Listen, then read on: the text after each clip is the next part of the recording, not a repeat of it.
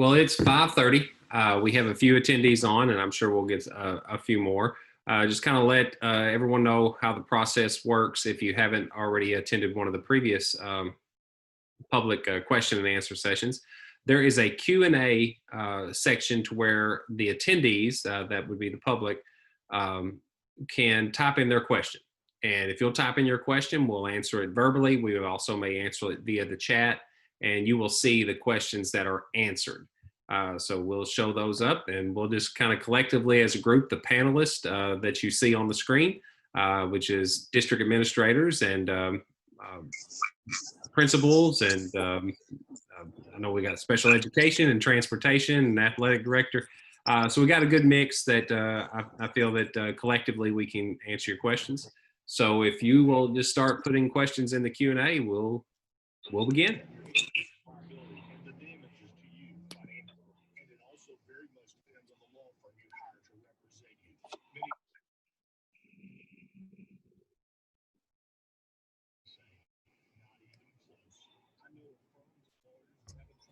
Maybe we've answered all the questions that people have. Well, this is the fourth one. So, okay, here we got one.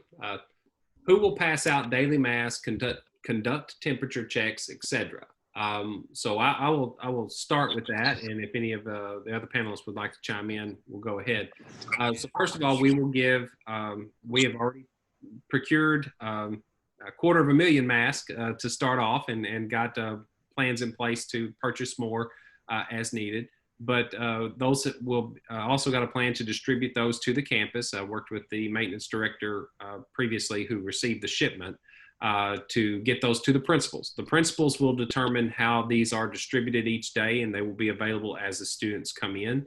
The temperature checks, it is not a requirement by the state or the Department of Health for the schools to check the temperature of the students. Visitors, adults, that's a different story. But even though we may not be checking every one of them each day, we have also purchased thermal scanners that will be located at or set up at the primary entrance of each campus, and it can actually check the temperature of up to 20 people as they pass by. If there is one person in that group of people that right now I have a green box around I have a green box around my face or whatever to show that I'm speaking. Well, they would have a green box around their face to show that their temperature is okay, it's within range, it's not out of range. But if they were out of range, meaning they exceeded the threshold that we defined in the thermal scanner, then we can ask that student or visitor to step aside, and we will check their temperature again. Because if they come out of the heat and maybe it's just maybe they walked to the building or something, they've been out in the heat, they need time for their body to regulate, and it may just been a false alarm. But that way we will be checking in that manner. But students are not required to be checked, and all students will be offered a mask if they do not have one. If you have one and would like to wear your own, that is fine, perfectly acceptable, as long as it is appropriate. So nothing on the mask can be inappropriate, just like our normal dress code. T-shirts cannot have anything inappropriate on them, and be allowed to wear. So same goes for the mask. But I think that answers question one. And Ms. McCann or anybody else want to chime in, we'll just tag team this and work as a group. Yeah, I think Mr. Jackson, you have one about a senior. Okay, I want to touch for just a second on the mask. Jim, the bandanas will not be allowed for mask at the high school. Correct. So it must be a legitimate mask and not a bandana. That is true. And then also face shields are not, have been deemed not effective as a face covering for the mask. So those will not be allowed either. Actually be I forget what those are called, the gaiters or the facial covering. Okay. Mr. Johnson had a question, said, I have a senior, needs only 2 credits. He is also a student at the community college. How does the year look for him? It would be just like any normal year. They'll pick a platform in which you and your child want to participate in, whether it's on site, online, or on virtual. And then if they have classes at the college, they'll have the same offerings as well, and they'll be releasing that information. The only discrepancy between the two is if your child is attending on our campus every day, we will provide transportation. If they are attending at home, then we are asking that the students find transportation either by parent or drive themselves. The next question, if teachers are to disinfect classrooms for each group of students, how much class time will be allotted for that for each period? I'll take part of this, and I would like one of the other principals to, or Mr. Harris or Miss McCann to chime in. But we have purchased wipes that should be in before the August 24th, so that disinfectant wipes will be available in every classroom. And we'll probably ask the students to kind of help with that, you know, to wipe down their area, only their area. And those will be available. But as far as the time allotted and the schedules, I think that varies per campus. Does anybody want to chime in on that? It will probably vary from teacher to teacher at the secondary level, but we're going to try to take care of the disinfecting as quickly as possible with the assistance of the students as well. The older students, of course, at the secondary level should be able to take care of that. Okay. All right. Well, looks like someone answered the other question via chat, so it disappeared. So At the elementary level, our students are not going to change classes, at least for the first quarter. So they will be staying in their own classroom, and the teachers will rotate in and out. So they will do sanitizing as needed throughout the day. very good. All right, the next question is, who will disinfect bathrooms? Will PPE include gloves, and will teachers ever be responsible for purchasing PPE for their classrooms? I'll take this one. That's PPE has been the purchasing anyway of the PPE has been my responsibility, and the maintenance department. Who will disinfect the bathrooms? West Memphis currently has a outsourced service for maintenance for custodial services. And they will be disinfecting the bathrooms. They will have more of a daily staff than they did before in normal times, non-COVID times. They would have a nighttime staff that would come in and do more of a thorough cleaning, but they're kind of flipping that this year and having more staff members there during the day for bathroom cleanings, and as well as we're going to be doing some breakfast and lunch in the classroom, and so clearing out and all the trays or any of the serving materials for the lunches will be disposable, so there'll be more trash. And so they're also going to be clearing that out of the hallways. We're going to have trash cans that are mobile to kind of, as meals are served, they're going to pass through multiple times to make sure that the trash isn't sitting there during the day. It's just there for the moment and then gone. As far as the PPE include gloves, not for the students, that's not a requirement. It's just facial coverings. But we do have some for nurses and the teachers. It's not a requirement either, but if they would like to wear them, that's fine. Will teachers ever be responsible for purchasing PPE for their classrooms? No. The answer to that is no. Please do. Also for our instructional, some of our teachers have instructional money allocations. Do not use that for PPE. We have some other funding through the CARES Act that is purchasing all of that. And we've purchased quite a bit, and I think we'll have enough, and we'll, if depending on need, we will purchase more, and we have the funding to do so. And so that question is away, and we'll just await the next question.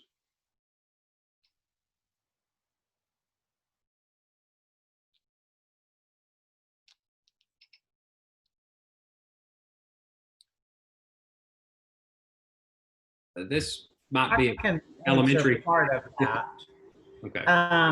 Will we send out universal supply list? No, we don't ever send out universal supply list, but each of the elementary schools has put their supply list on their Facebook page. And I think most are at Walmart as well. We talked today, there was a question that came up in a separate meeting about will students who are learning virtually have access to manipulatives? And what we're working on is to send home the letters that we pull and push in the younger grade levels. We're going to send those home with kindergartners as they come to their first introductory day, where there's 5 other kindergartners coming on that day. First and second, we're working on a plan for it. Will be just the basic manipulatives, because in using the Lincoln Learning platform for curriculum delivery, it has digital manipulatives. So if they need to count with counters, with the little round counters, they can actually manipulate those on the screen of their iPad if they're K2, or on their Chromebooks. So everything they will need will be provided through that for digital, and in the classroom we will be sanitizing those manipulatives appropriately and under guidance by the CDC and our local Arkansas Department of Health.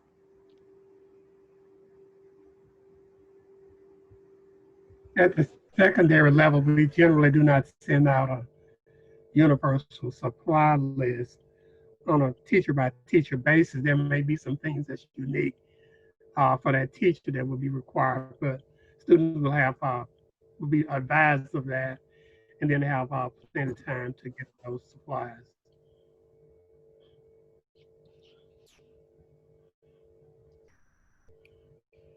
Next question is, are there enough substitutes in place to deal with teacher absences? Is there a plan in place for what happens if there's not enough subs?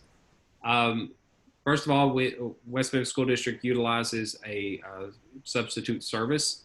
And so it's not our employees. But does anybody else want to answer that question? Right now, we kind of don't know. I know from a high school standpoint that there could be a possibility that we don't have enough subs. We have teamed our teachers into team teaching, but there will always be somebody in that classroom with the students. So the work will go out because their buddy teacher may submit the work out to somebody electronically, either on Blended or if they're on Edmonton, then they've already received it.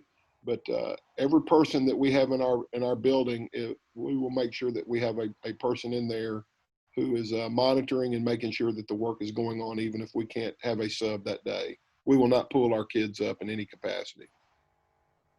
That's the same for us at the elementary level. We have extra personnel that aren't always immediately tied to a classroom. And so we will utilize those as necessary. But at this point, ESS has, our substitute provider has extended to us that they are ready to start. They're doing training with their substitutes, the same as we are with our teachers for cleanliness and for hand washing and things like that. So they have a plan. I'm sure we won't have as many subs this year, but we do have a plan to cover that. Okay, got 2 questions. First one is, if students who stay home the first 5 weeks, like if they choose at-home virtual and want to return to school, what is the protocol? Also, if a vaccine is made available, will in-person attendance become mandatory? I'm going to start with the second part of the question. All of our mandates or directives are given to us by the Arkansas, by the state, which is a collaboration of the Department of Health and Department of Education. So as far as if a vaccine is made available and will the attendance become mandatory, we'll have to be told for that. Right now, the option is we were charged, and the directive was made to us as a school district, as all Arkansas school districts, to give both options, the at-home virtual or the in-school blended. As far as the first 5 weeks want to return to school, does anybody else want to take that one. The first 5 weeks of school, if they want to return to school, I'm pretty sure, I know the high school and other campuses will have a form for parents to fill out that they could submit.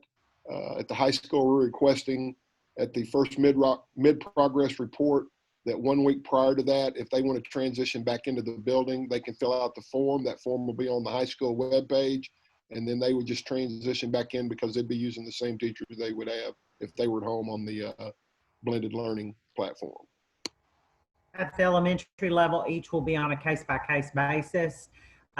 So that will be a meeting that needs to be held between the parent and the principal or assistant principal. We just don't want to get in the habit of bringing a child in today and them being home for the next 2 days and coming back next week. That's not what we're going to do, but we will have some flexibility for a change if the condition warrants it. On the second question on there, mental health services, teletherapy, and discipline. Our discipline policies are the same as they were before COVID. And so those discipline policies will remain as they always have. Mental health services, the new curriculum we're going to be using has a component for K through second graders included in it for social and emotional learning. So that is part of that. We will also be providing there may be some teletherapy, and Dr. Greer may want to speak about that as far as the needs for any special or student receiving special services. Teletherapy is available for speech, OT, and PT services. We do not have the mental health platform for teletherapy. So just want to be clear on that. I'm thinking the question is tied into the mental health aspect of teletherapy, but in regards to special education, teletherapy will be available for students to receive PT, OT, and speech services. Okay, and also we have counselors on every campus that can work through a Zoom or through a Google Meets or through a FaceTime. So we have the capability of doing that if it becomes necessary for children to meet with a counselor and they are virtual students at home.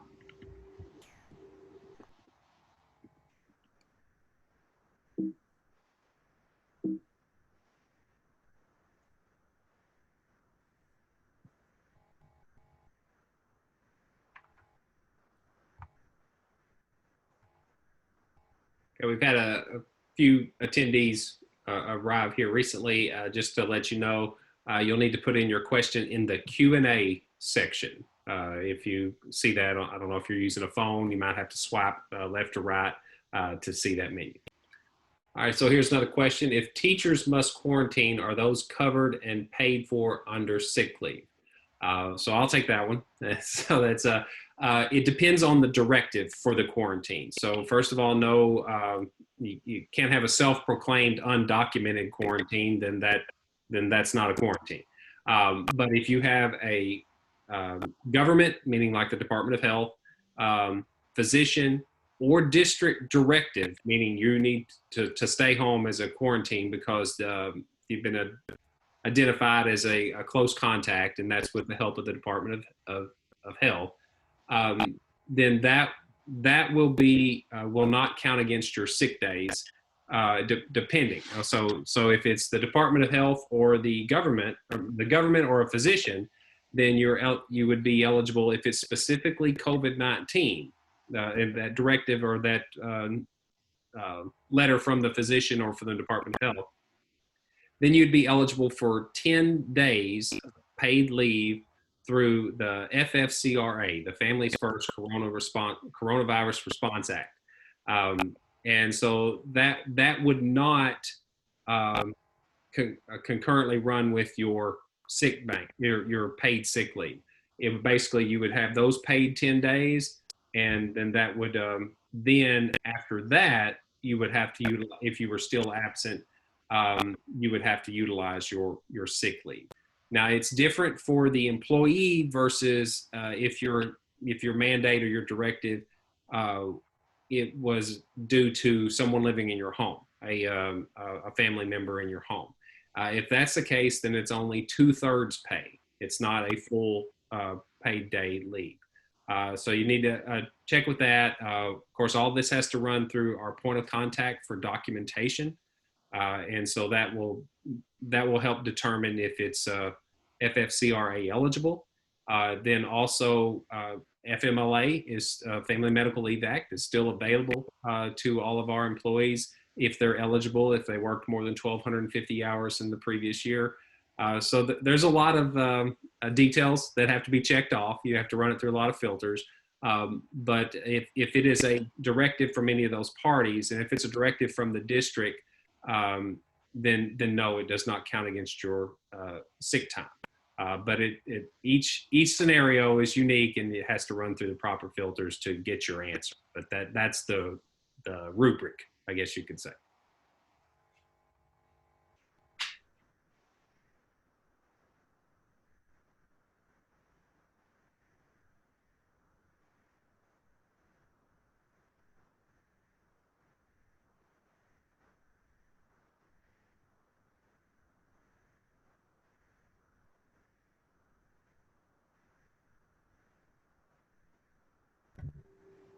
I'll just jump in with just kind of a summary of what the curriculum that we'll be using in K-9 looks like. We've had a lot of questions about, will the students have to log on at a specific time? And so what does that curriculum look like? And the curriculum that we're going to be using in K-9 is Lincoln Learning. And it is a paid for curriculum that is very high quality, that has been provided for our state by donations that have been made. So Lincoln Learning will consist of lessons in every subject area that your child is taking, and those lessons will be pushed out to your child, and they will complete those. They can communicate back and forth with the teacher on there. During the course of the day, that may be blended, some kids at school and virtual, some kids at home. It might not be instantaneous as far as a teacher getting back to students, but we will have a method to do that. And the completion of work will be part of how we keep up with them attending and doing what they need to do. So whether you choose for your child to be blended, which is at school, or virtual, which is at home, or in the worst case scenario event that we are ordered by the state to pivot to complete virtual, nothing will change about that curriculum as far as what content is being delivered. And that's one of the reasons we made the choice for that, because it is continuous. It can carry on whether your child is there in person or at home, or if every child in the school district is at home. We've had 2 questions come in. They're similar, so I'm going to read them all together, and then I'll start with an answer, and then if anybody wants to chime in and add more, more than welcome. So the first one is a 2-part question. It says, please explain quarantining procedures for students, teachers, and staff. And then the next question, is there a plan for the district if the district must shut down? And then the second question is, will there be mandatory isolation for those exposed if there is a known positive exposure? So both of these 2 questions, or these 3 parts of 2 questions, can be answered starting with our point of contact that, and I'll explain what a point of contact is. Districts were charged with hiring or designating a point of contact to be the liaison with the Arkansas Department of Health in response to any of the school district staff members and or students. So that person would be in direct, we have a reporting system in place for each campus. With the principals, they have a reporting system for staff. We have an email address for the point of contact. We have a phone number for the point of contact that's strictly just for that. That they can call anytime or send a text message or whatever. Our point of contact is Gwen Looney, who has taken that role, and she received her first round of training from the state today. Actually, was the first round of training for the point of contact. But we've already been processing some concerns and reports. Some of those she communicates with the Department of Health, and they say, no, this one doesn't, it's not prolonged, or it doesn't meet the criteria for a needed quarantine. And some of them, they do give a directive and say it needs to be quarantined. And so that then is reported back from the point of contact to the individual, the student or the staff member, and what needs to be done. So it will vary. You can't really say what will happen each time because it depends on their prolonged proximity and just the direction that we get from the Department of Health hotline that our point of contact will be calling and communicating, and then relaying that back to whether it was a staff member or the student. And then if it's a staff member or student, then the principal administrator at each campus will be made aware of, hey, they're not supposed to come back on campus for 14 days, or when their return time will be, or if it's required that they have a letter of entry, release anyway, from the doctor or the Department of Health. The second part, is there a plan if the district must shut down? Again, that one, that's not our call. That's not the West Memphis School District's call. That will be from the State Department. Just as the end of last year, districts, due to this pandemic or response to this pandemic, the governor and the Department of Ed and the Department of Health were collectively making that decision and telling districts, whether they needed to or did not need to. So that we'll just have to wait and see what the government tells us. Hey, Jim. Yes, sir. Can I add something Sure. to that? Unlike last year, if the governor determines that we are to shut down, and that's who will determine we shut down, if the governor determines that, then we're already set up in Google Classroom and Ed Minton. There will not be any paper copies going out, so the classroom will look just like it did if they were face-to-face or on Google Classroom right now. It will take I would say, a minimum of 24 hours and a maximum of 48 hours for us to be up and running as school as normal, and just be from home. Yeah, that's a very good point. The teaching and learning, the instruction that will be provided this year, if there's a shutdown versus last year, will be much more rigorous and a lot more accountability. And I know our principals and the ones you see here on the screen have worked very hard to ensure that, because last year we were kind of hit unaware, unexpected, and we've been preparing for that for the last 4 months. And the equipment and the ensuring the internet access and the software for the curriculum delivery, it's countless hours and a lot of work from those you see on the screen, and many more. So it's going to be much more rigorous, much more accountability. But still, we haven't done it yet. So there's still a lot of questions to be answered. I think most importantly, though, we definitely do have a plan that, as Mr. Robb said and Mr. Jackson said, we've been working on since March. So we have a plan for devices. We have a plan for internet. We have a plan for curriculum. We don't really know what those things are going to look like when they get all put into practice, because like he said, we've never done this, but we do have a rock solid plan for delivery of instruction, whether your child's at school or at home, or we have to pivot to fully virtual instruction.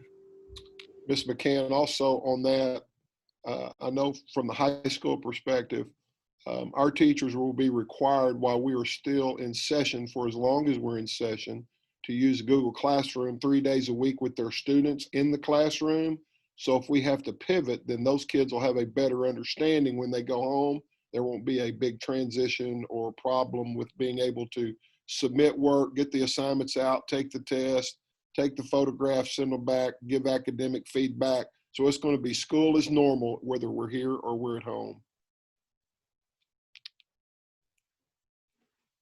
Just got a new one in.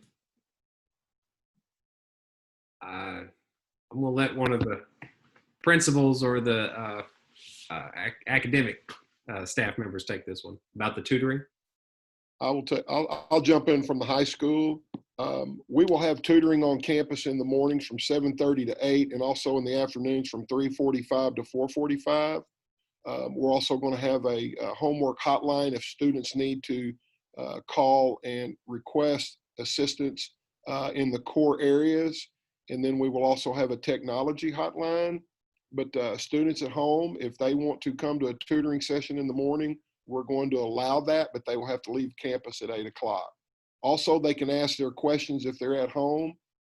Our teachers will be notified Friday when our staff comes back that if a student on a online or virtual platform emails a question in, that they will be answering those questions during their conference periods, and they will have 24 hours to get that response back to that student. Next question. Oh, If go I can ahead. add just one more thing, we're going to also do the same things as Mr. Jackson, but we're also going to have our teachers do videos that can be transferred through Google Classroom or a hotline number as well. So those kids that are at home that's having problems, they can communicate with their instructors, but the instructor will also have videos where if they can't get in contact with a physical person, they can actually see the videos that's been done by their teacher. Very good. Any other campuses have something to add, or? Okay, I know they'll all be a little different, but how they approach that. The next question is, I know many parents who are unaware of these Q&A sessions and that there was a survey that needed to be completed. Is there a system in place to let parents know how and when to access important information? Yes, and we've tried to get that out in as many channels as possible. The best place and the number one place to always go is WMSD.net. There's also, for COVID-19 related information, there's a specific page. If you look on the left or hit the little 3 lines on your smartphone at the top left-hand corner to expand and see the other pages or the menu, you'll see a COVID-19 page. On that is a lot of FAQs. We're also posted one of the responses that were text, but I'm actually going to post these videos from the Q&A sessions to that page probably tomorrow after we finish this one, so that people can go back and watch them if they weren't able to attend live. The other thing we do is we put it out on our Facebook page, West Memphis School District Facebook page, and I know Ms. McCann does a lot of that, and many people you see on the screen, they have their own campus Facebook page, as well as web page, that they're putting out as much information as possible that may reach their students, that their parents and their student base are more familiar with going to their specific site. We've also done some calls out, haven't done a lot of those. We were, prior to the COVID-19 closure, we were in transition to a different phone system, and it didn't work out, so we restored the one we were using before, and made a recent call to make people aware about the survey, as well as on all the other channels. The survey and these Q&A sessions have been announced. So just watch any or all of those, and hopefully that you'll get your information from there.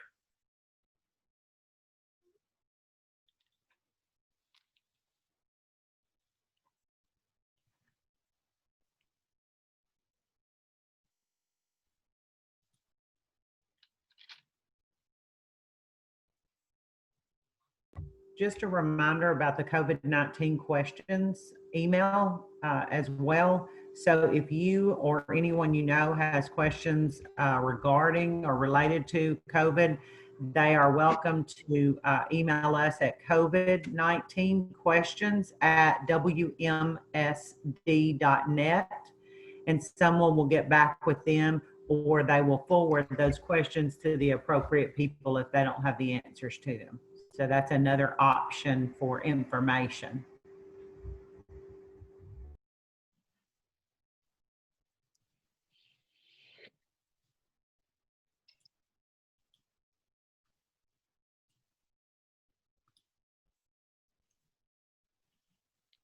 And if you don't have any other questions, I'm just going to show where people can find that. So I'm going to share that screen. Let's see if I can find it. Here we go. So on our website, you should be able to see, here's the home page, and there is some information on the home page, such as this Q&A that you can scroll down. But more specific information about the reentry and COVID-19, if you click the little, the lines, the 3 lines, and I think it looks very similar on your smartphone, and go to COVID-19, and that is just wmsd.net/COVID-19.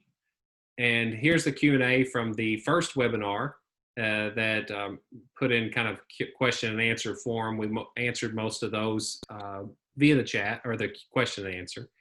And you can scroll through there and read those. But further down, we answered quite a bit. There was quite a good attendance on the first one. We have some other FAQ that were updated since then. It kind of identifies when this was updated, as information changes quite regularly. And you can go down there and read lots of frequently asked questions, and hopefully that will be helpful as well. And this looks like an elementary question. If any of the elementary principals want to take this one. Sure, one of my principals want to answer this. I'll take a little bit of it anyway. Yes, we will still have recess. We feel that is so important for our kiddos. And so we all have all of our, all of the elementary principals have really, really worked on schedules that we keep our pods together, but separated on locations of our playground. Of course, when we come back in August, it'll be so hot, so heat advisories will probably be out anyway. So we have fun things for them to do in the classroom. Now, do they have to remain 3 to 6 feet apart at all times? Of course, we will do our best to social distance. We will wear masks when that is not appropriate. So we are going to try our best to make sure that that happens and offer things, but our PE teachers are also working on some fun games that they can play in different activities to ensure that that does happen. But yes, we will have recess. 10 more minutes. No.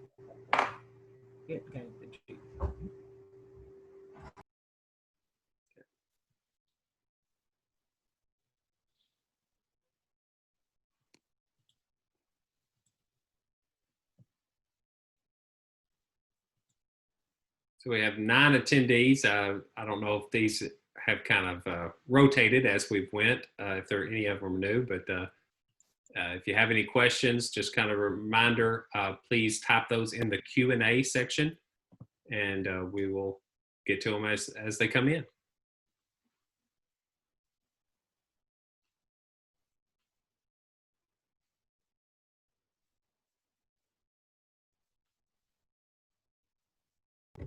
Do some of my principals or secondary principals want to talk about, I know there's been a lot of questions at the secondary level about lockers and schedules. I answered some of those on the COVID email this afternoon. And then the elementary people about maybe the back to school, the reentry, that type of thing.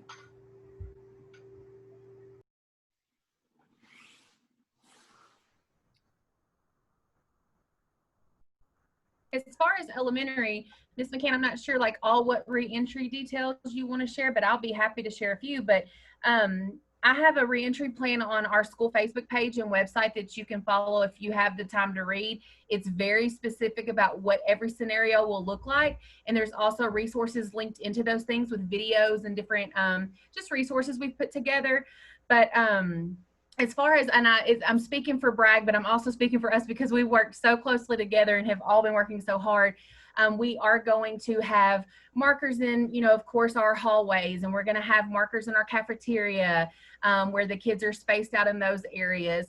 Elementary kids, again, we're not transitioning. The teachers are coming to them, so they will be staying with their pods a lot of the time. Our first week back, our kindergarten parents will be contacting you guys and working out just a specific schedule for kindergarten parents, because that is such an important milestone, and we want to celebrate that day and week. So we'll be reaching out for that.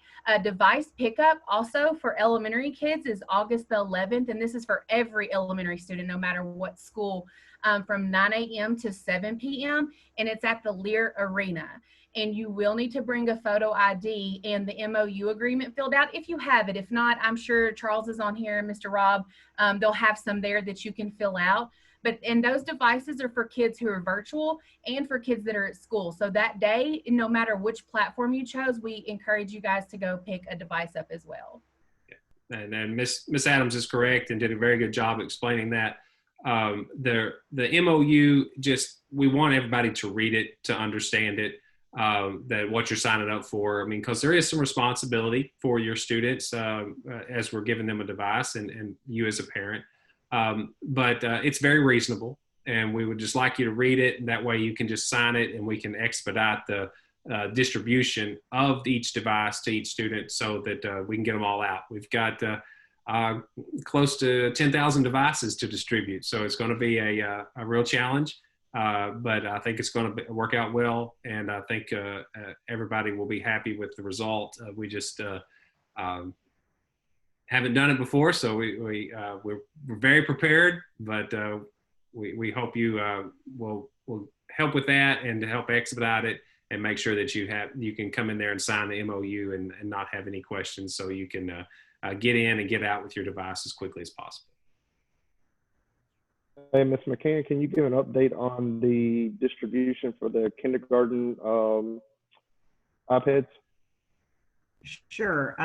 Most of our kindergartners don't get entered into the computer system until they show up at school the first week of school. Some of them do, but we have a lot of kindergarten kids that come to some of our schools on the first day or the week before. So our devices are only being given to active students. So you will have to, as Ms. Adams said, bring a photo ID, and they will look in our system to see if your child is active. So with kindergarten kids, they wouldn't be active at that point, most of them. So we have a rollout system, as someone talked about earlier. Your child will only come to their first kindergarten one day that first week of August the 24th. They will come along with 5 other children that day. 2 parents are allowed with each child, and you can't rotate out. We're trying to limit the number of bodies in the classroom each of those 4 days. So they will come on that on their specified day that you'll be notified by your school, and they'll be assessed that day. They'll get to meet their teacher. They'll get to play in the room. They'll get to experience school. Even if they're virtual kids, they can still come on that day.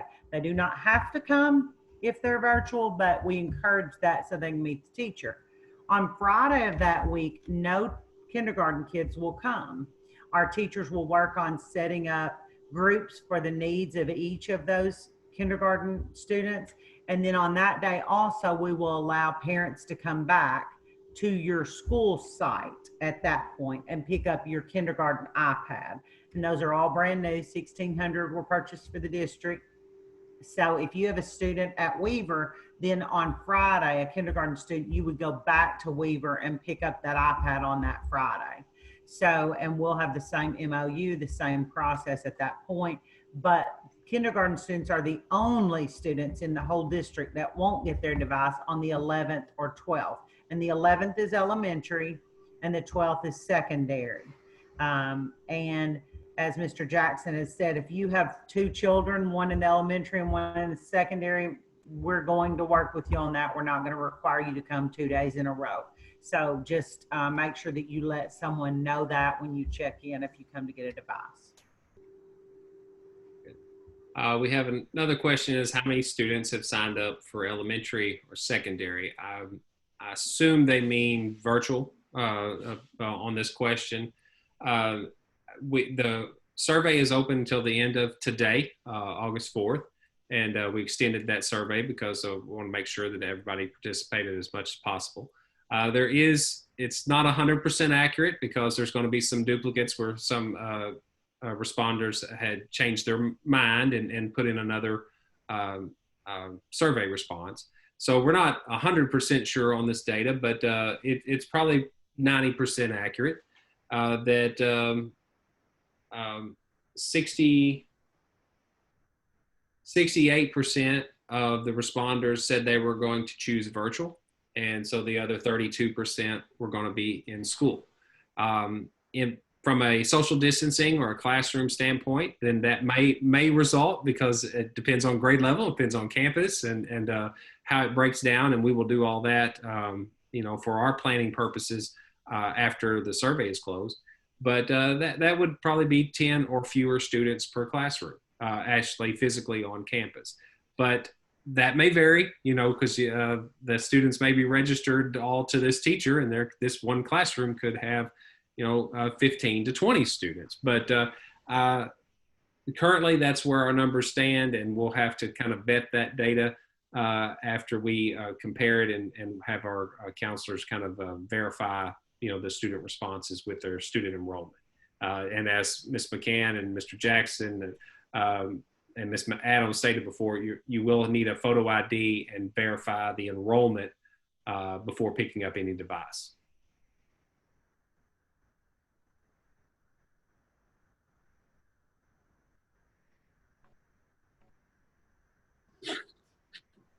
Hey, I think there was a question on there about lockers. I mentioned that one verbally. Yes, sir. Go ahead, Mr. Tyler. Okay, and at West, and I think the high school and probably other junior highs, if I remember correctly, we are not using lockers this year. The students will not have as many things to carry. They'll have a Chromebook and maybe a notebook or two, and not very many books. So they should be able to have everything in a small backpack. They'll take those with them. They'll carry those to lunch with them because we're social distancing. They'll have room to sit them beside them while they eat. They'll have a place for them in the gym to place, and we'll do our best to try to take care of those so that they're not leaving them unattended. So they'll carry those with them all day long. They'll take those back home at night and recharge them, and then bring them back the next day, so that we make sure they bring the Chromebook and the charger back, just in case it goes dead during the day and needs to be recharged. They'll have that capability to do that. So we will not use lockers. That will make our class exchange time go much faster. With the small hallways we have, it also makes a little more room because people are not stopping at the lockers to get stuff out of their lockers so they can move on to class. And Charles Jackson, our technology director, can you give us an update on the cases that we are going to provide and when they'll be available for the Chromebooks? I have purchased the Chromebook cases, and they will be available the first part of September. Yeah, those were not, we tried to order them, and the lead time was just out on those, and we had the Chromebooks, but we were using them in carts in the classroom. So we didn't, they were rechargeable carts, so they didn't have cases. So we had to purchase those, and there was a longer lead time. So we will get those out afterwards. We'll go ahead and distribute the Chromebook and then get those cases available to the students as soon as possible. Okay, question is, will students have access to food even if they are virtual learners? And then it's a two-part question. Will students who are on campus eat lunch together in the cafeteria? I'll take number one, and then I'll let someone else take the second part of the question. Access to food if they are virtual learners. Yes, West Memphis School District for starting this school year has partnered with Chartwell's Food Service Management Company, who has a plan in place.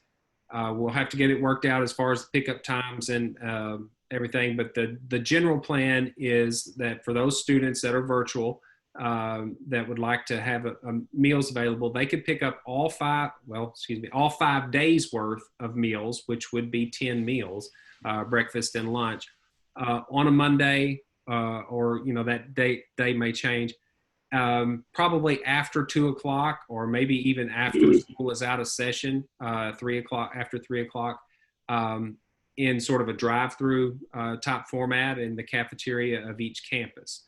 They just have a big box available that you could, pick up and just kind of mark off, what students that you're picking that up for, and meals will still be made available by our food service company. But we haven't worked out all the details, but that's the general plan. As far as on campus, eat lunch together in the cafeteria, some of our principals kind of take that one. I wonder, we've separated our students by building and grade level. So all of our 9th grade students will be housed in our 3rd building, which is our largest building on campus where the cafeteria is. All 9th graders will eat on first lunch. And we also have 3 to 4 rooms set aside to make sure we're minimizing the social distance and the students in the cafeteria. So we have with 2 students at a table, and then those off rooms for the other students on the rotation by week. The 8th and 7th graders eat on second lunch. They also have rooms set aside to make sure we're ensuring the social distance in the cafeteria. So we're working really well with Chartwell, which is our outsource for our lunch. And so they're able to accommodate us and to make sure that we are practicing social distance. Basically, the same thing is true at the other junior high schools. With the guidelines, we can only feed at about 66% capacity. So we have rooms designated to accommodate those students who will not be able to eat in the cafeteria. At the elementary level, we are going to run 50% capacity. I think everybody in elementary is doing the same thing. And we're doing on a rotation basis. We have some 2 groups. One group may eat Monday, Wednesday, Friday in cafeteria, and the other group will eat Tuesday, Thursday in the cafeteria. If they're not eating in the cafeteria, they're eating in their classrooms. I know on my campus at Richland, we have 12-man tables. We're only sitting 3 children at each one of those tables to maintain the social distancing. We normally were just a 1-line serving line, and we have increased that to 2 serving lines. So we're doing a lot of things to accommodate the social distancing and allow the students to eat in the cafeteria as much as possible. Yeah, and that's another thing we've done with Chartwells and the district has done is we've purchased more point of sale systems, and all of our students eat free, but we have to check the actual student off and make sure that it's identified who we fed lunch to. But we have more systems for every campus. So when the campus cafeteria allows, and Chartwell does a great job in planning this, they actually give them more options as far as and more lines, to pick up. So that will help with the social distancing and the efficiency to get more kids through and eat faster and just make lunch just more efficient and accommodate the social distancing. I think one thing to add there too, just to be really transparent, we're doing a lot of planning on these plans, and I'm taking a lot of time to do that. But as our numbers change, it really depends too on how many kids we have come back. Those plans can change. So just be patient with us on that, because we might start out one way and then have to, be able to change that and have some movement depending on our numbers. So we all have a great plan to start with, but it depends on a lot of the survey responses. Very true.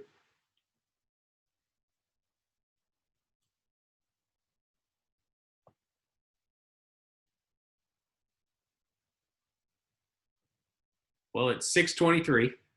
We're down to 5 attendees, and hadn't had a question come in a few seconds. So we'll give it a minute or so, and if that answers all the questions for the attendees, we'll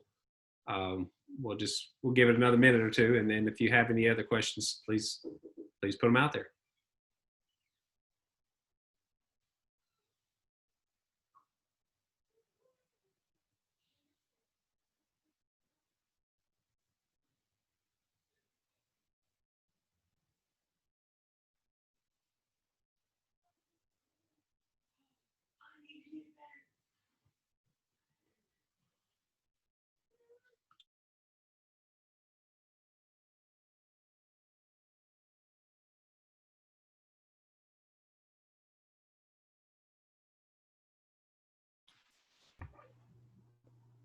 I think we've answered everybody's Yeah, question. I think that might be it, and that's fine.